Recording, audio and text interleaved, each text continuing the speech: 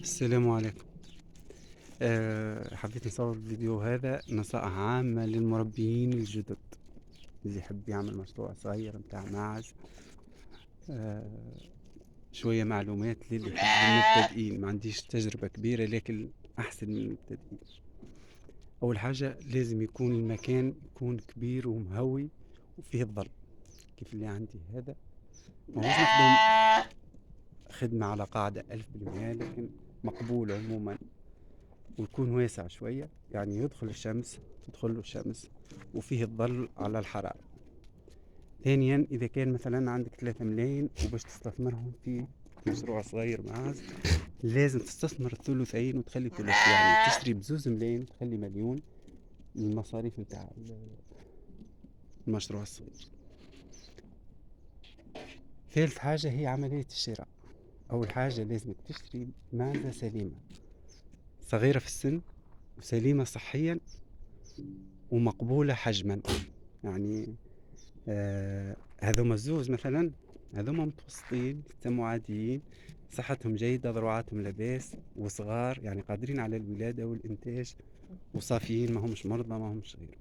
هذه أحسن شوي كسلالة، أحسن شوي أخشن، تربي اللحم أكثر، سليمة، ذراعها سليم وهي صغيرة. هذه سليمة لكن أضعف، ضعيفة أما صافية، يعني تنجم تعمل عليها باش تبدأ المشروع وتكون منتجة جيدة. هذه كذلك صغيرة في السن، الحجم مقبول، وتعطي إنتاج جيد بإذن الله. مثلا هذه الصغيرة، هذه صغيرة في السن لكن حجم صغير. شوف حتى ولدها كيفاش صغير، ولدها اللي بحذاها هذاك، يعني إنتاجيا باش تكون متوسطة أو أقل من متوسطة شوي. شوف الفرق بين هذيك بنتها وهذه ولدها، يعني الجرم عنده دور. لا إله إلا الله محمد رسول الله.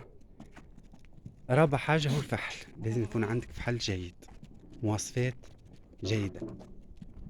إذا كان مش جيدة لازم تكون متوسطة. مثلا هذا مواصفات تسمى جيدة جدا، يعني كمد وعرض وطول يعني ينجم يجيب لك أولاد،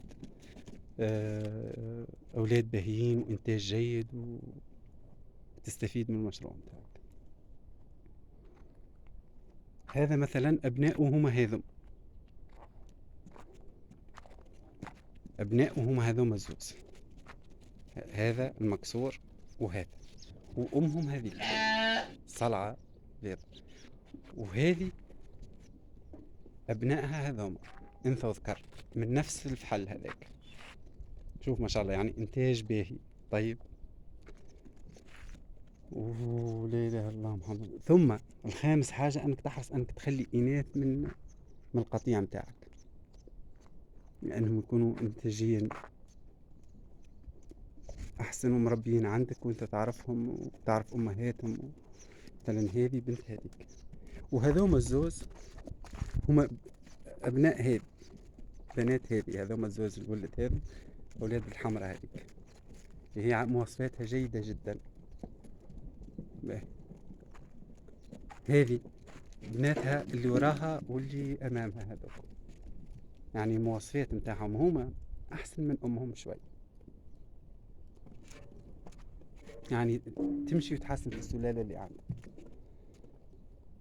هذه مثلا هي بنت هذيك اللي هي جدتها تسمى البيضة هذيك، اللي هي أحسن حتى من أمها هذه، يعني كل عام يكون عندك إنتاج أحسن من اللي قبل.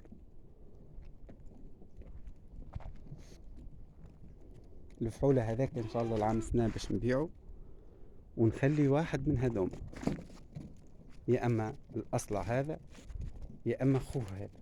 ما نعرفش أنه الإنتاج أنه المواصفات أحسن من أخوه، على كل هما باش نخليهم الاثنين ونشوف من بعد أنه اللي أحسن من أخوه نخليه.